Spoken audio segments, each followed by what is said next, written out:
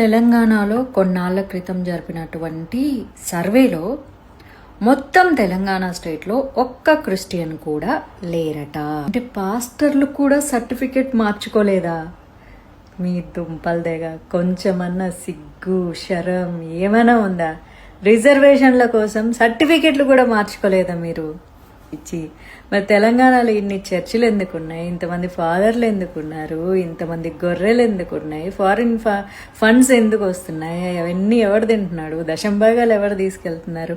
సర్లే అవన్నీ it's not my cup of coffee. కానీ ఒక్క క్రిస్టియన్ కూడా మొత్తం తెలంగాణలో లేకపోతే అంటే ఇంకా హిందూ సర్టిఫికేట్లు పెట్టుకొని ఆ సర్టిఫికేట్ల మీద వచ్చే బెనిఫిట్స్ పొందుకుంటూ ఉన్నారా?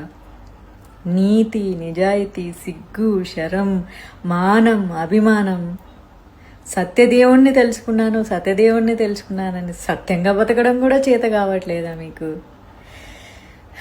యేసయ్యా, వీళ్ళకి అసలు సత్యం అంటే ఏంటో తెలియదు, ధర్మం అంటే ఏంటో తెలియదు. ఆ రెండో రాకడ వచ్చేసి నీతో పాటు ఏసుకెళ్ళిపోరాదు ఈ గొర్రెలన్నింటినీ.